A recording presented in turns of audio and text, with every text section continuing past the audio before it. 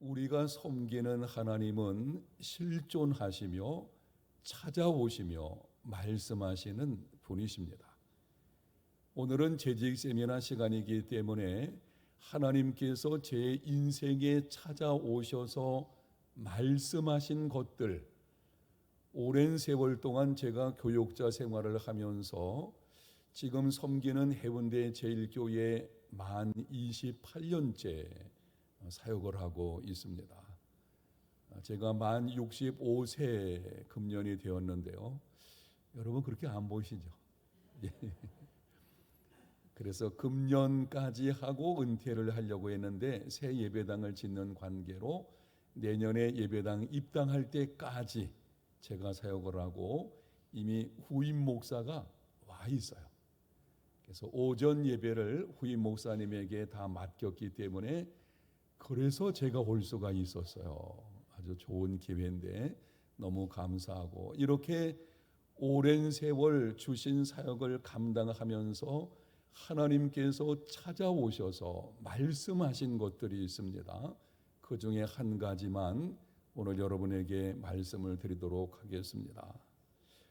오래전 제가 분당에서 사역했을 때에 있었던 일입니다. 한 번은 서울에 있는 어느 교회에서 후임 목사로 청빙을 받게 되었습니다.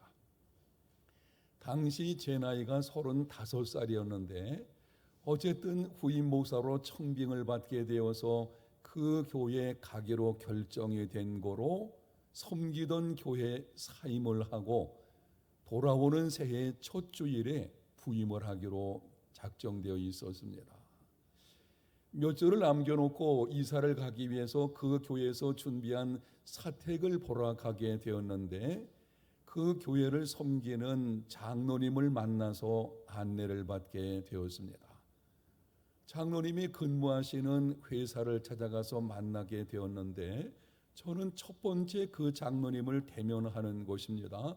그런데 그분의 모습이 얼마나 뻣뻣한지 너무 불친절하게 보이는, 제 나이가 상당히 젊어서 그렇게 보셨는지는 모르겠지만 저를 보는 눈초리가 좀 마음에 들질 않는 것입니다. 순간 제가 이런 생각을 했습니다. 이렇게 뻣뻣한 장로님들과 내가 평생 동안 이곳에서 담임 목회 사역을 할 수 있겠나. 어쨌든 사택을 보러 왔기 때문에 그분의 인도하심을 따라서 사택을 보게 되었고 차를 타고 집으로 아내와 함께 돌아가는 중에 물어봤습니다. 여보, 내가 지금 저 장로님 만났는데 너무 마음이 좀 그렇다. 그랬더니 아내가 하는 말이 내 마음도 그렇다고 하는 것입니다. 돌아와서 며칠 동안 기도하면서 고민을 하다가 도저히 안 되겠다 싶어가지고 그 교회 은퇴를 앞두고 계신 목사님께 전화를 드렸습니다. 목사님, 아무래도 제가 그 교회 후임 목사로 가지 못하겠습니다. 여러분, 그 교회가 어떤 일이 벌어졌겠습니까? 후임 목사 청빙은 그냥 되는 것이 아니고 당회에서 결정을 하고 공동의회에서 3분의 2 찬성을 얻어야 합니다. 이제 조금 지나면 새해를 맞이하게 되고 성도들은 새 목사가 온다고 기도로 기대하며 준비하고 있었습니다. 사택을 준비하고 김장을 해 놓았습니다. 들려오는 말에 의하면은 부교육자들 가운데서 그동안 조금 문제가 있던 사람을 새 목사가 온다고 하니 내보냈다고 하는 말까지 듣게 되었습니다. 그런 상황에서 가지 못한다고 하니 그 교회에 어떤 일이 일어나게 되었는지 나이 드신 은퇴 앞둔 목사님이 제게 전화해서 이렇게 말씀을 하시더라고요. 신 목사님, 이런 법은 없습니다. 내가 이 교회에서 30년 이상 목회했는데 그리고 지금까지 교육자 생활하면서 이런 경우는 없습니다. 일단 오셔서 무엇이 마음에 들지 않는지는 모르겠지만 일단 부임을 해서 사역을 하다가 그만두는 것은 모르겠지만 지금 오지 않으면 우리 교회는 어떻게 되겠습니까?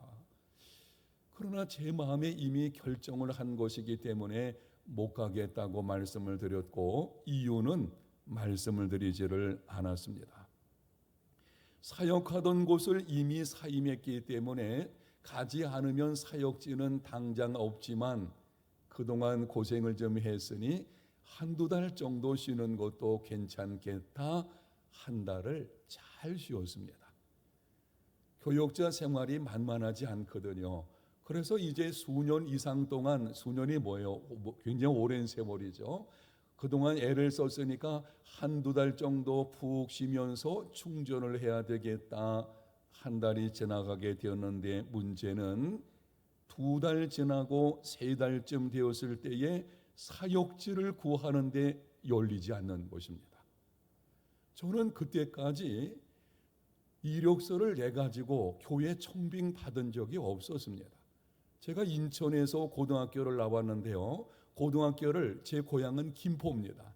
인천으로 고등학교를 가면서 거기서 신앙생활을 시작을 했습니다. 인천중앙교회인데 신학을 공부하고 그 교회에서 교육전도사로 사역을 하고 있었습니다.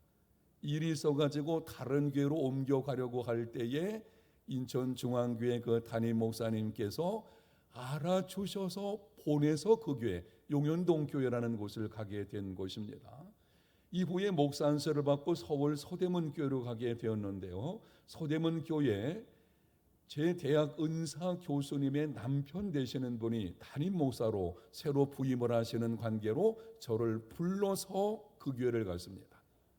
근데 그 담임 목사님이 어떤 일로 나중에 나가시게 되었고 새로 담임 목사님이 오시면서 내가 다른 교회를 가야 되지 않겠나 할 때에 분당에서 사역하는 이 분당중앙교회라고 있는데요.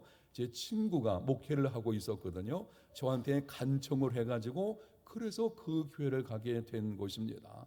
그런데 이제는 이력서를 내서 부목사로 지원을 해도 사역지가 열리지를 않는 것입니다. 심지어는 서울에 있는 어느 교회 원로 목사님이 본인이 원로 목사로 계시는 그 교회에 저를 소개시켜 주었어요. 제가 그 교회 가서 설교까지 했는데 그래도 되지 않는 것입니다. 담임 목사 후임으로 가려고 했던 사람이 부목사 청빙을 받기 위해서 이력서를 내도 연락이 없고 이렇게 세 달쯤 지나가게 되니까요. 여러분 이해하고 들으십시오. 목사도 먹고 살아야 되지 않은가요?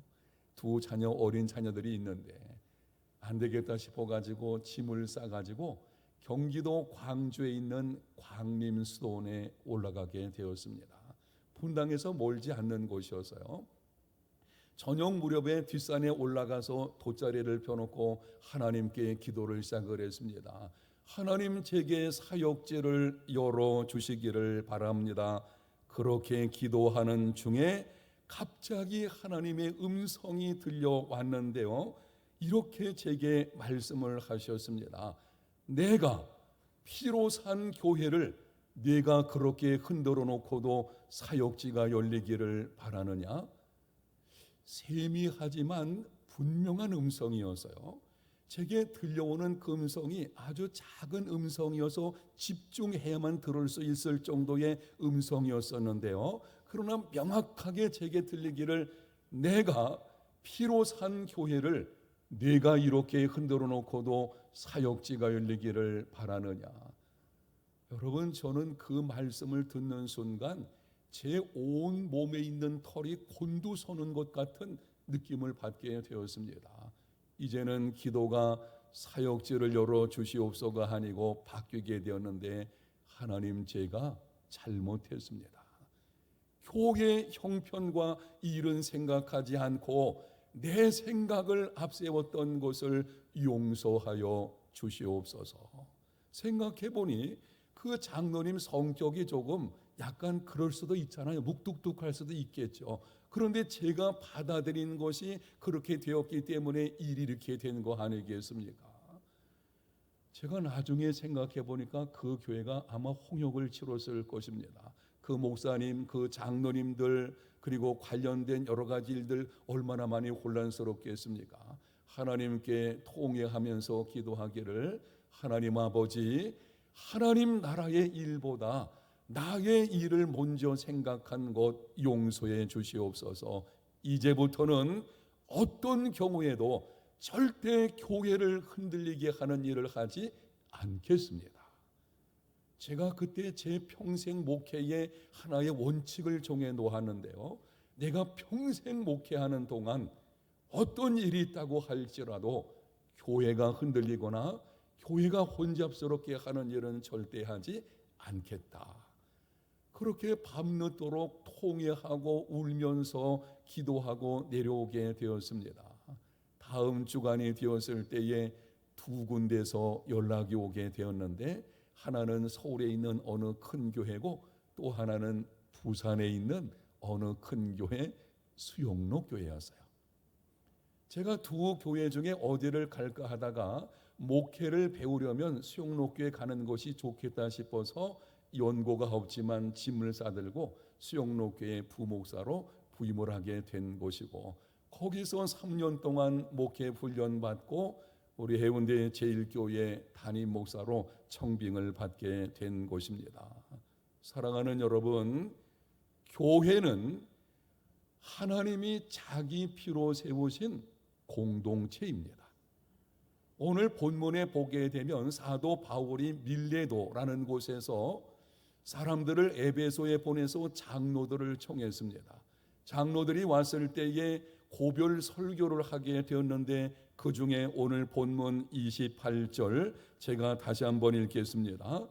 여러분은 자기를 위하여 또는 온 양떼를 위하여 삼가라. 성령이 그들 가운데 여러분을 감독자로 삼고 하나님이 자기 피로 사신 교회를 보살피게 하였느니라. 아멘.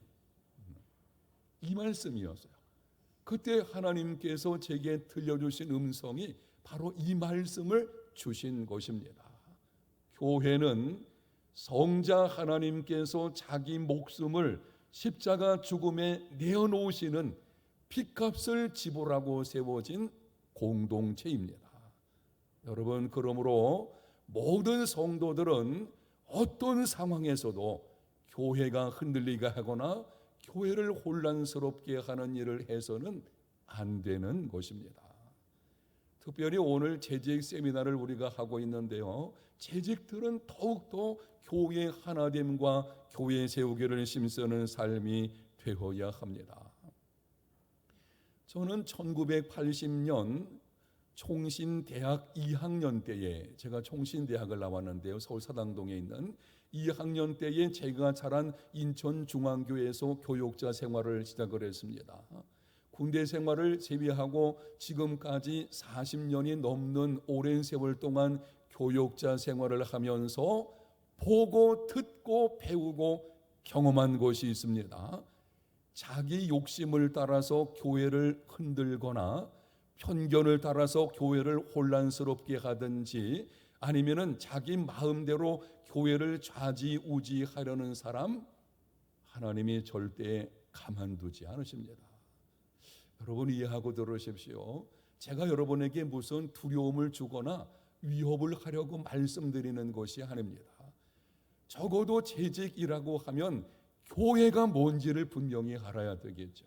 교회는 하나님이 자기 피로 사오신 공동체입니다. 그만큼 소중한 것이죠. 사실은 제가 산에 올라가서 기도하는 중에 그 음성을 듣고 깜짝 놀란 것이 뭔가 하면, 하나님이 교회를 이렇게까지 사랑하시는구나.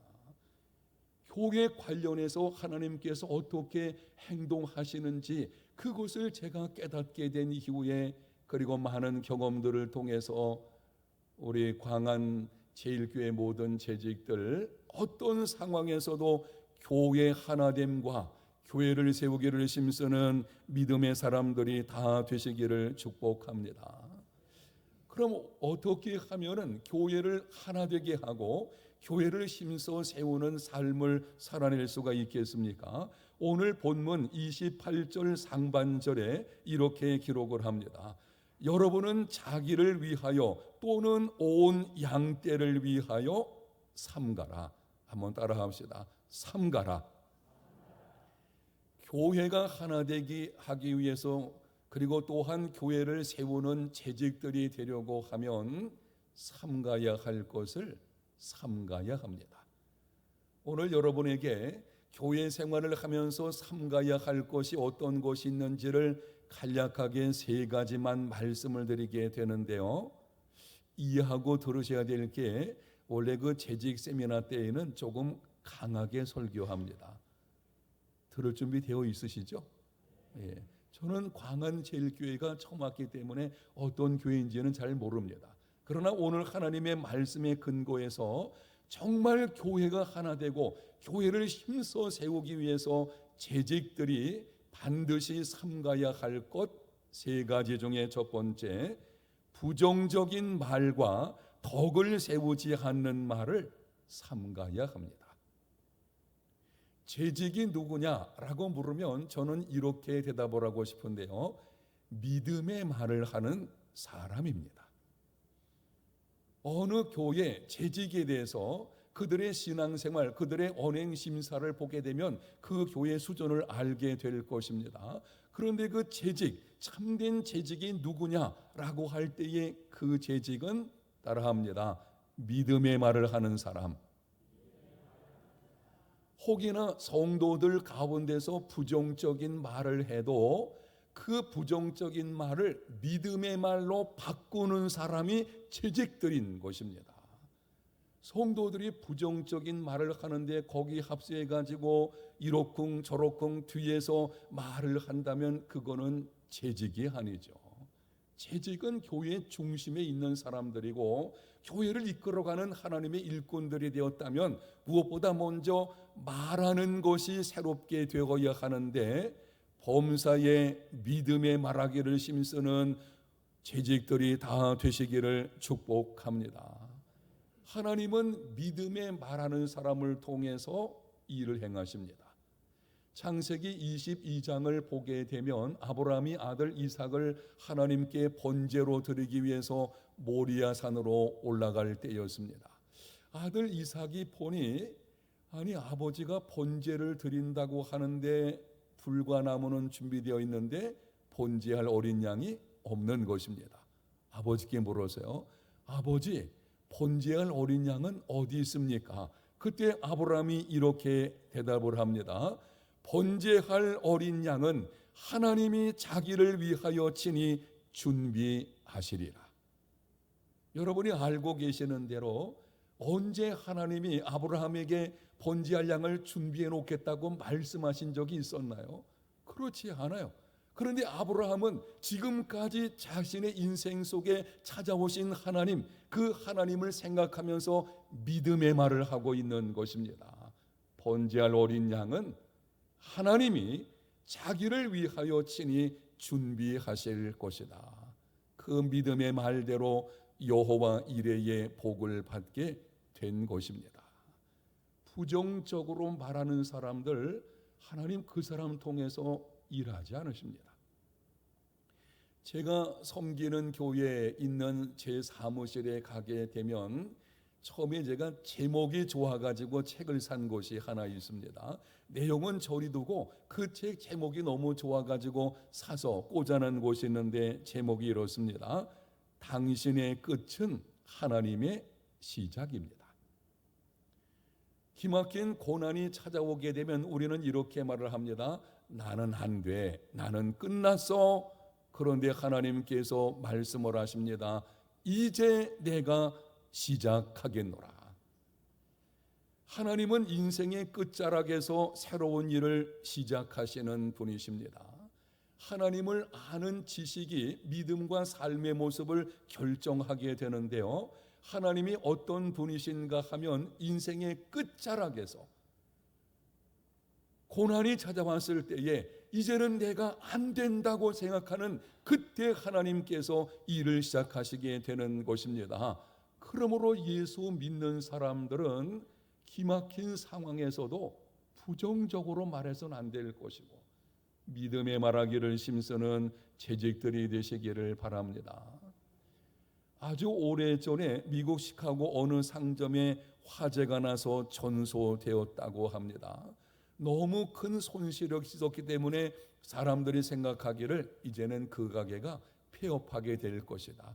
아니 그렇게 큰 손해를 보고 어떻게 다시 일을 시작하겠나. 그런데 다음 날 아침 잿더미 된 상점 앞에 간판이 나붙게 되었는데요, 이렇게 기록이 되어 있었습니다. 이 집의 모든 것은 타버렸습니다. 그러나 제 아내와 자식과 희망은 타지 않았습니다. 정상적으로 영업이 다시 시작될 것입니다. 상식적으로 생각한다면 이런 말하기가 어렵겠죠. 그 전소된 엄청난 손실의 현장 속에서 어떻게 이렇게 말을 할 수가 있겠나요? 그런데 그 간판의 마지막 부분에 보게 되면 이런 말이 있었습니다. 나는 예수님을 믿습니다. 모든 것이 사라진 잿더미 위에서도 희망을 노래하는 사람, 사망의 음침한 골짜기를 걸을지라도 하나님은 나의 목자시니 내게 부족함이 없다고 찬송하는 사람, 손과 발이 작고에 매여서 움직이기 힘든 상황 속에서도 그 마음 속에 하늘이란 소망으로 기뻐하는 사람, 그 사람이 성경에서 말하는 그리스도인들인 것입니다. 저는 광안제일교회 모든 재직들이 이러한 사람들이 다 되시기를 축복합니다. 우리는 자꾸 이 부정적인 생각 속에 잠겨 있을 때가 있어요. 우리 교회는 안 돼. 우리 교회가 뭘 할 수 있겠나. 나는 안 돼. 내가 가진 것도 없고 나는 지금 상황이 여의치 않아서 안 될 거야. 그런 부정적인 생각과 부정적인 말을 하는 사람, 그건 믿음이 아니에요. 제가 이 본당에 들어오는 순간 여러분 앞에 있는 이 글을 봤는데요, 세상을 이기는 뭐라 그랬어요? 믿음이라 그랬잖아요. 믿음이 뭔가 하면 믿음의 사람은 하나님께 기회를 내어드리는 사람인 것이고 하나님의 소리에 귀를 기울이는 사람들인 것입니다. 정말 여러분들이 이 광안제일교회 모든 재직들이 범사에 믿음의 말을 하는 중에 그 말을 들으시고 그 믿음을 따라서 응답하시는 하나님의 역사를 경험하는 삶이 되시기를 축복합니다. 교회에 덕을 세우지 않는 말 중에 하나는 뒷담화하는 것입니다. 제가 우리 해운대 제일교회 부임한 이후에 가장 많이 설교했던 것 중에 하나가 이 부분인데요, 말을 조심하되 뒷담화하지 않았으면 좋겠다. 교회 안에서 쓸데없이 뒷담화하는 것 때문에 결국 교회가 소란스러운 일이 생기는 것을 보게 되는데요, 교회 하나됨을 깨트리는 악한 일 중에 하나가 뒷담화하는 것입니다. 오래전에 한 번은 제 사무실로 전화가 걸려왔습니다. 어떤 집사님이 제게 말씀하시기를, 목사님 이럴 수가 있습니까? 어떻게 교회에서 이런 일이 일어나게 되었나요? 아니 왜 무슨 일 때문에 그러십니까? 그분이 말하기를, 제가 섬기는 교회는 구역을 셀이라고 부르거든요. 여기서는 뭐라고 부르는지 모르겠습니다. 어느 셀 모임에서 이 집사님에 관해서 뒷담화를 한 겁니다. 그 집사가 우리 교회 오기 전에 전에 교회 있을 때 이런 일이 있었고 저런 일이 있어가지고 문제가 많았대. 그런데 그 얘기를 했는데 거기에 이 집사님의 친한 친구가 있었어요. 모임이 끝나고 나서 그 친구가 집사님에게 전화한 것입니다. 야, 아무개 집사야, 너 우리 교회 오기 전에 섬겼던 교회에서 이런 일이 있었다는데 그게 맞아? 아니에요. 제가 그분을 잘 알거든요. 그분이 어떤 분인지 아는데 이 쓸데없는 근거에 없는 뒷담화, 그것으로 인해서 이분이 시험을 받게 된 것이고 너무 속상해가지고 이거는 교회 안에서 있어서는 안 되겠다. 이렇게 하시면 좋겠습니다. 사실이 아니면 말하지 말고 사실이더라도 덕을 세우지 않는 말은 하지 마십시오. 내가 무슨 말을 하려고 할 때에 특별히 교인 중 다른 사람과 관련된 문제라고 하면은 이렇게 물어보셔야 됩니다. 내가 말하려는 것이 사실인가? 사실인지 알지도 못하면서 그냥 들려오는 말을 옮기는 것은 이게 악한 일인 것입니다. 사실이라고 할지라도 이렇게 물어보셔야 돼요. 내가 이 말을 함으로 교회 공동체 안에서 덕이 되는가? 내가 이 말을 하게 되면 다른 누군가가 시험당할 수 있겠고, 그리고 교회 공동체 하나됨을 파괴할 수가 있다. 그러면 안 되는 것이죠. 말을 하지 말아야 되는 것입니다. 오늘 말씀을 듣는 모든 재직들, 부정적인 말은 입 밖에도 내지 않는 믿음의 삶이 되시기를 축복합니다. 성경에 보게 되면 하나님은 말한 대로 이루어 주신다 그래서요. 이스라엘 백성들이 광야 생활할 때에 반복한 말을 생각해 보십시오. 배고파 죽겠다, 목말라 죽겠다, 힘들어 죽겠다, 차라리 애굽으로 돌아가는 것이 낫겠다. 그들 모두 어떻게 되었습니까? 광야에서 죽었어요. 하나님께서 그들에게 말씀을 하셨습니다. 너희 말이 내 귀에 들린 대로 내가 너희에게 행하리라. 정말 교회가 하나 되어지고 교회가 교회다운 교회로 세워지려고 하면 재직들이 제일 먼저 삼가야 할 것이 입이죠.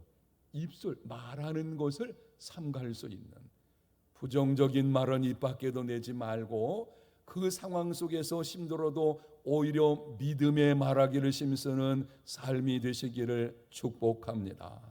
한번 따라 할까요? 말을 바꾸면 인생이 바뀐다. 말은 힘을 가지고 있어요. 내가 무슨 말을 하느냐 하는 것이 지금 나의 인격을 보여주는 거예요. 사실은 그 사람이 어느 정도 신앙 생활을 가지고 있는지 말하는 거 보면 알 수가 있거든요. 그런데 중요한 거는 내가 지금 하는 그 말이 나의 삶의 모습을 결정짓습니다. 그 사람이 10년 후에 어떤 사람이 될 것인지 여러분 알 수 있는 방법이 있는데요. 지금 무슨 말하는지를 보십시오. 늘 안 된다, 나는 안 돼, 그렇게 하는 사람은요 안 됩니다. 그런 일이 벌어지게 되죠. 여러분 가운데 혹시 제가 지금 드리는 말씀을 믿지 못하시는 분이 있을까 봐 한 가지 예를 듣겠는데요.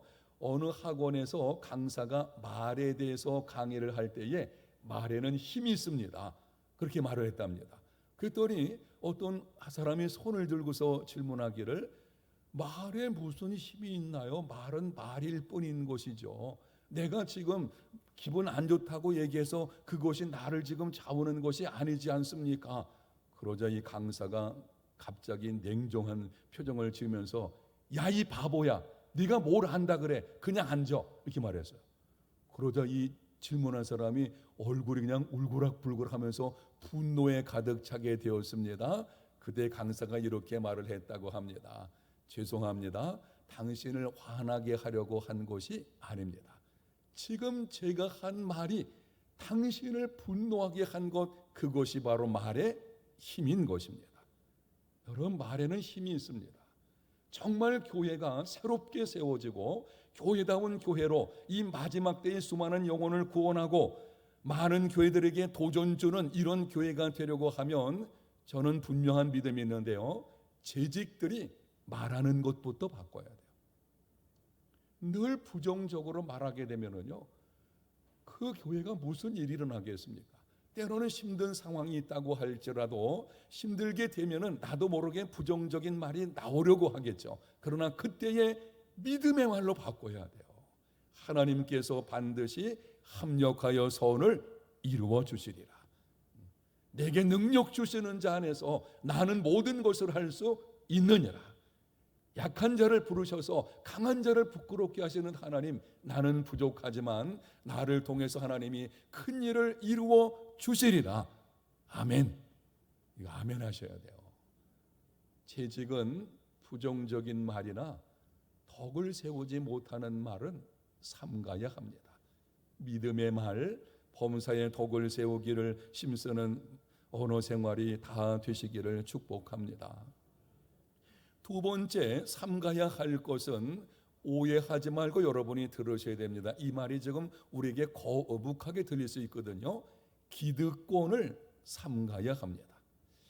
기득권이란 내가 이 교회에 먼저 등록하여 그동안 많은 수고를 했으니 교회 안에서 마땅히 나는 대접받을 권리가 있고 무슨 일이 있을 때에 나의 생각을 주장할 권리가 있다. 이게 바로 기득권이라고 하는 것인데요.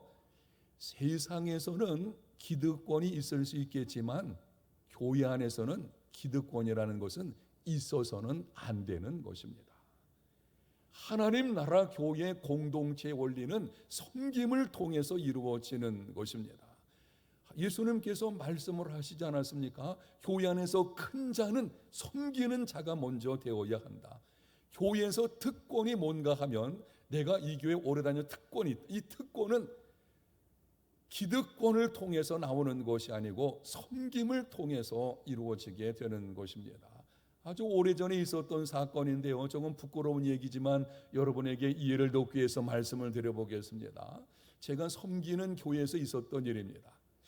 오래전에 한 번은 새 가족이 등록을 해서 예수님을 구세주와 주님으로 영접하게 되었습니다. 이 사람이 예수님을 영접한 후에 너무 기뻐서 구원받은 것에 대한 기쁨이 그 속에서 넘치게 돼가지고 내가 교회를 위해서 뭘 하면은 좋을까 생각하는데 새 가족이 세례를 받은 것도 아니고 주일학교 교사도 할 수 없고 찬양대도 안 되죠. 적어도 교사나 찬양대 하면은 세례는 받아야 되지 않겠습니까? 그래서 이번에 교회 안에서 무슨 일을 하면 좋을까 찾아보는 중에 지금은 그렇지 않지만 그 당시에는 제가 섬기는 교회 식당에서 교인들이 오게 되면 식판을 갖다가 주었어요. 주방에 식판을 가지고 갖다가 이렇게 준 것입니다. 아, 내가 적어낼 수 있겠다. 그거는 뭐 문제 없겠죠.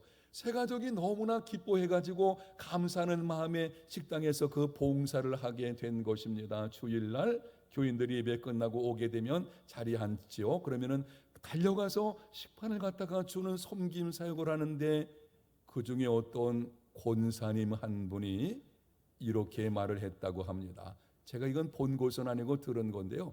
그 권사님이 그 새 가족을 대놓고 말하기를 지가 우리 교회 온 지 얼마나 됐다고 저렇게 설치고 다니나? 야, 제가 나중에 그 말을 들었을 때 너무 화가 나가지고요. 이게 무슨 교회냐?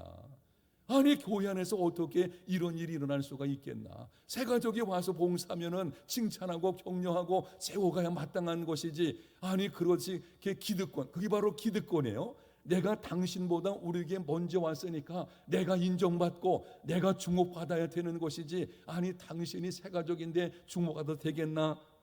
야, 이게 교회가 교회되지 못하게 하는 아주 안 좋은 것이죠. 사실 제가 그 권사님이 누군지 아직도 모릅니다. 제가 일부러 그분을 미워할까 봐. 제 목회 원칙 중에 하나가 이게 있거든요. 성도를 미워하게 되면 목회 생명은 끝난다. 이게 제가 가지고 있는 원칙 중 하나입니다. 그래서 미움이 생길까 봐 알아보진 않았어요. 그런 나중에 기회가 있을 때 제가 이 뒷담화 그리고 나서 하는 말 이거 기득권 아주 강하게 얘기를 했죠. 그렇게 기득권을 세우면 어떻게 되나요? 잘 되는 교회와 안 되는 교회가 있는데요. 잘 되는 교회는 새 가족들이 대접받는 교회, 잘 되는 교회인 줄로 믿습니다.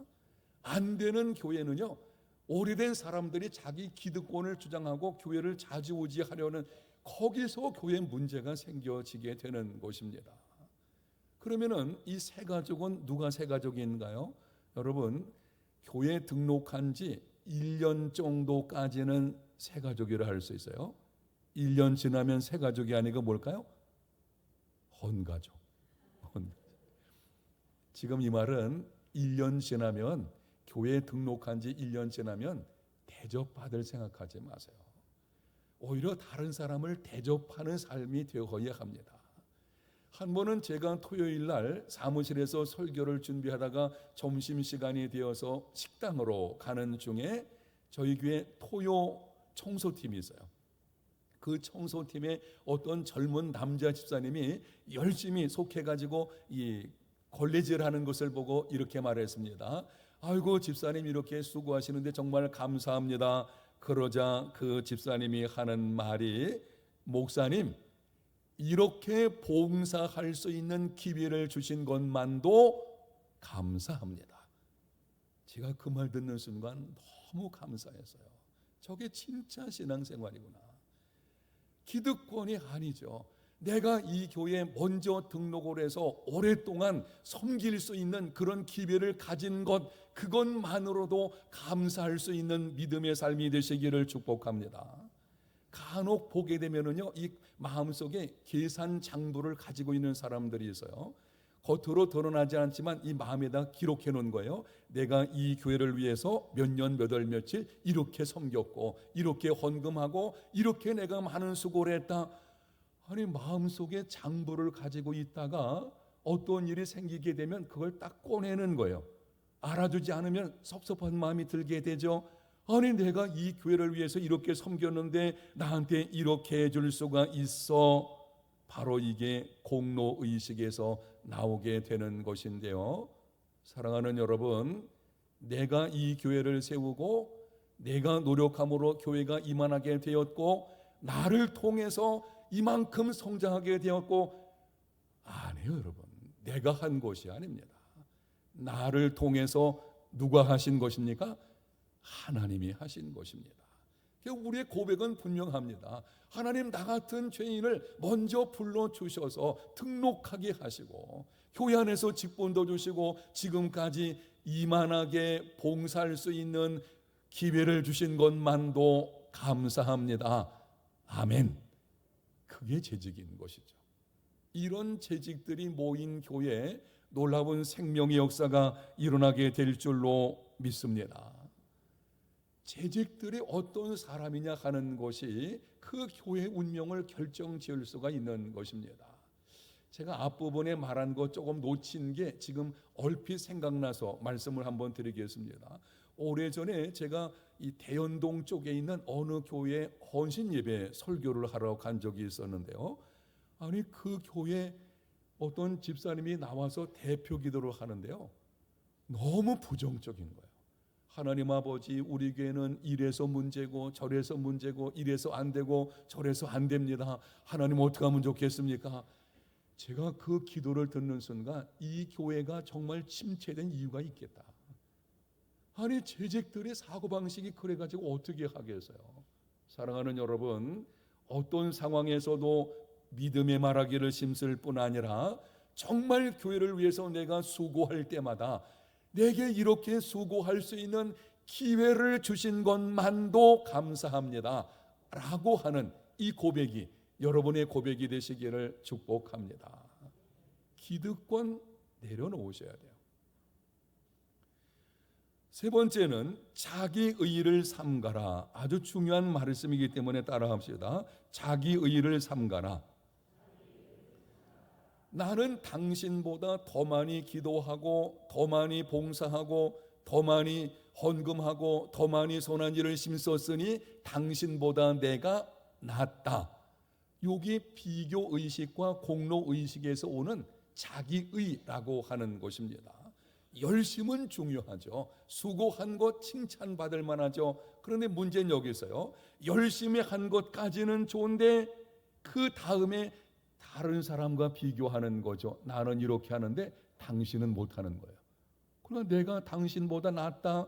여기 자기의가 찾아오게 되는 것이고, 그렇게 되어지면은요, 그 열심 하나님이 인정하지 않으십니다. 누가복음 18장에 보게 되면 여러분이 아실 것입니다. 두 사람이 성전에 올라가서 기도를 합니다. 한 사람은 바리새인이고 또 한 사람은 세리입니다. 바리새인이 하나님께 기도하기를, 하나님, 나는 불의, 간음, 토색하는 자들과 같지 아니하고 이 세리와도 같지 아니함을 감사합니다. 나는 일회에 2번씩 금식하고 또 소득의 11조를 드리나이다. 그런데 세리는 얼굴을 들어서 하늘을 우러러보지도 못하고 이렇게 기도를 합니다. 하나님이여 불쌍히 여기소서, 나는 죄인입니다. 예수님께서 말씀하시기를 세리가 바리새인보다 의롭다 하심을 받고 집으로 내려갔다. 바리새인이 거짓말한 거 아니에요. 그 사람이 기도한 그대로 실제로 하고 있었어요. 정말 열심히 있었습니다. 하루에 3번씩 성전에 올라가서 기도를 합니다. 일주일에 2번 금식을 하고 이웃을 구제하는 일도 힘썼고, 그리고 율법의 말씀을 철저하게 지키려고 하는, 얼마나 11조를 철저하게 드리는지 박하와 회양과 근처의 11조까지 드리는 그런 사람들이었어요. 그렇게 열심히 있음에도 예수님께서 말씀하시기를 의롭다함을 받지를 못했다. 왜 그렇게 말씀하신 것입니까? 로마서 10장 2절과 3절을 들어보십시오. 그들이 하나님께 열심히 있으나 올바른 지식을 따른 것이 아니니라. 하나님의 의를 모르고 자기 의를 세우려고 힘써 하나님의 의에 복종하지 아니하였느니라. 자기 의를 세우려는 것입니다. 그 종교적인 열심은 칭찬받아야 되겠지만 거기서 끝나면 될 것인데 그 다음이 문제예요. 다른 사람과 비교해가지고 나는 너보다, 나는 다른 사람보다 낫다고 하는 것입니다. 바로 이게 자기의인 것이죠. 오래전에 어느 기독교 잡지에서 목사님들을 대상으로 설문조사를 했다고 합니다. 설문은 이렇습니다. 교회에서 사역을 할 때에 가장 불편한 사람이 누굽니까? 자, 목사님들에게 묻는 거예요. 교회에서 목회하실 때에 마음에 좀 불편한 사람이 누구입니까? 그 응답의 첫 번째가 40일 금식 기도한 사람, 두 번째가 철야기도 잘하는 사람, 세 번째가 신학을 공부한 장로님이었다고 합니다. 혹시 여기 신학 공부한 장로님 안 계시죠? 괜히 시험 드실까 봐. 여러분 생각해 보세요. 40일 금식 기도 쉬운 일 안 해요. 제가 서울에 섬길 때에 그 목사님이 40일 금식 기도 하셨는데요, 정말 생명 걸고 하시는 것을 봤습니다. 아주 쉽지 않은 일입니다. 철야기도 하나님의 은혜를 받을 수 있는 좋은 것입니다. 여러분 어떤 문제가 있으면 밤새워서 하나님께 부르짖어 한번 기도해 보십시오. 신학 공부, 하나님 나라의 일을 알아갈 수 있는, 이 성경을 더 깊이 알 수 있는 아주 좋은 일인 것입니다. 그런데 왜 불편합니까? 자기의 때문입니다. 아니 나는 뭐 40일 금식 기도했는데 뭐 목사님이 뭐 40일 아니라 뭐 열흘이나 금식해 봤어? 이런 거죠. 내가 이렇게 밤새도록 기도하는데 아무개 집사는 뭐 기도 별로 하지 않는데, 이런 거죠. 하나님의 말씀을 들을 때에 신학적으로 보게 되면 그건 이렇고 저렇고 하나님의 말씀을 자기 생각을 따라서 재단하고, 그래서 문제가 되는 것입니다. 열심은 좋지만 그것이 자기 의에 빠지지 않도록 조심하는 삶이 되시기를 축복합니다. 도덕적으로 문제가 있는 사람을 볼 때도 마찬가지인데요, 교회 안에 보게 되면 다양한 사람들이 있습니다. 도덕적으로 나보다 조금 문제가 있는 사람처럼 보일 때에 함부로 판단하거나 정죄하지 마십시오. 세상에는 두 종류의 사람밖에 없습니다. 드러난 죄인과 드러나지 않은 죄인뿐입니다. 우리 모두는 정말 자기 의를 삼갈 수 있는 이런 마음이죠. 자기를 삼가고, 여러분이 혹시 문제가 있는 사람을 보거든 이렇게 하시면 좋겠어요. 내가 받은 은혜를 저 사람이 받았다면 나보다 훨씬 더 훌륭한 사람이 되어 있을 것이다. 이게 성숙한 신앙의 사람의 모습인 것입니다. 자기 의에 빠진 사람의 특징 중에 한 가지가 고난 중에 있는 성도를 색안경 끼고 보는 것입니다. 고난 중에 있는 성도를 찾아가서 이런 식으로 말하는 사람들이 있는데요, 제가 섬겼던 교회 옛날에 그런 경우 있었어요. 제가 여러 번에 걸쳐서 얘기했습니다. 그러면 안 된다고. 여러분 교회는 아마 없을 줄도 알지만 찾아가서 하는 말이 무슨 죄 때문에 그렇다느니, 조상적부터 내려오는 저주가 있다느니, 기도하지 않아서 그렇다느니, 저는 그렇게 말하는 사람 보게 되면요 역겹습니다. 그렇게 말해서는 안 되죠. 한 번은 제가 부산 내려왔을 때에 서울에 있는 섬겼던 그 교회에서 어느 집사님이 전화가 온 적이 있었는데요, 제가 받은 교직은 아내가 받았어요. 아내가 받아가지고 내용을 저한테 얘기해 준 것입니다. 그 집사님 가정에 시모님께서 치매를 앓으셨어요. 그래서 이 치매는 여러분 아실 거예요. 너무 쉽지 않잖아요. 그냥 똥을 싸가지고 벽에 바르고, 그 냄새가 얼마나 지독한가요? 그럼에도 이 집사님은 정말 성품이 선하신 분이시고, 그리고 예수님을 사랑하는 분이시기 때문에 정말 주님을 사랑하는 마음으로 그것을 기쁨으로 감내했어요. 그런데 한 번은 교회에서 소위 기도 많이 한다고 하시는 분들 몇 분이 신방으로 오게 되었는데, 와서는 예배를 드리고 나서 이렇게 말하는 것입니다. 아이고 집사님, 가정에 해결되지 않은 무슨 죄가 있는 거 아니야? 아니 이런 일이 있는 거 보니까 혹시 뭐 조상적부터 내려오는 어떤 문제 같은 것이 있는 거 아니야? 크게 상처가 되는 거예요. 그게 전화한 것입니다. 아니 저는 그 길을 떠났는데 전화 온 거예요. 아니 이런 일이 있는데 그게 너무 힘들다는 것입니다. 치매 걸린 시모님을 섬기는 것 감당할 수 있겠다는 것이죠. 근데 와서 이런 방식으로 얘기하는 게 그게 너무 상처가 된다고 하는 것입니다. 왜 그런 일이 벌어질까요? 자기의죠. 거기서 나오는 것입니다. 당신의 상황을 보니 나는 기도 많이 하는 사람이니까 그런 일이 생기지 않고, 이거 아주 위험한 발상입니다.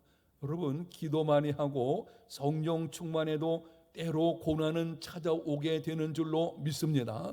고난이 없는 인생이 어디가 있겠어요? 그런데 고난 중에 있다고 가서 함부로 판단하고 정죄하는 것, 그런 일이 있을 때는 이렇게 말을 해야 되죠. 집사님, 성경에 보니까 부모를 잘 공경하는 사람에게 하나님께서 땅에서 잘 되고 장수하는 복을 주신다고 약속을 하셨는데, 하나님이 그 약속하신 복을 주시기 위해서 집사님 가정에 이런 어려움이 찾아온 것 같습니다.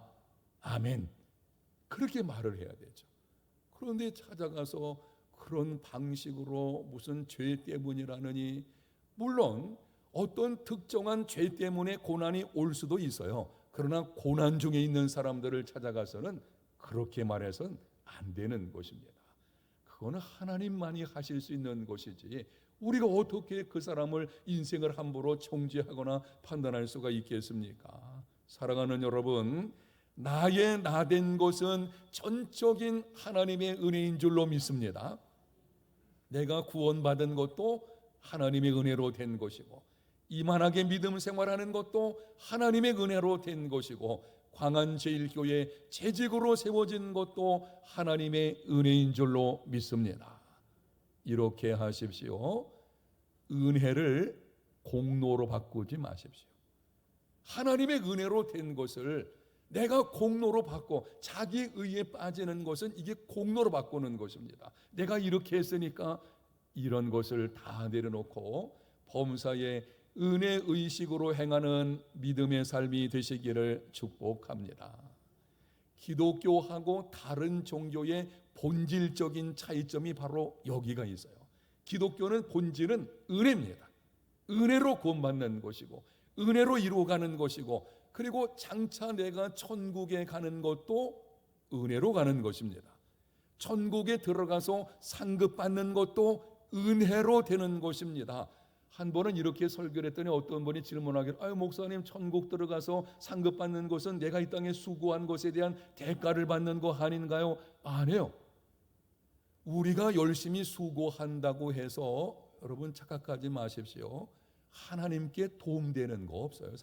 사실을 말하면은요, 하나님은 완전한 분이시기 때문에 우리의 무슨 도움 필요한 거 아니에요. 그런데 우리가 선한 일을 힘쓰고 교회를 세우기를 힘쓰면 하나님께서 마치 자신에게 도움이 되신 것처럼 여기시는 거예요. 우리는 사실 근심을 끼치는 자들 아닌가요? 그런데 하나님께서는 우리의 작은 수고와 헌신을 마치 하나님을 위해서 많이 한 도움이 되시는 것처럼 여기시고 우리에게 상을 주시는 것입니다. 전적인 은혜인 줄로 믿습니다. 은혜의식을 가지고 범사에 행하는 중에 정말 교회를 교회답게 세워가는 우리 광안제일교회 모든 재직들 여러분이 다 되시기를 예수님 이름으로 축복합니다.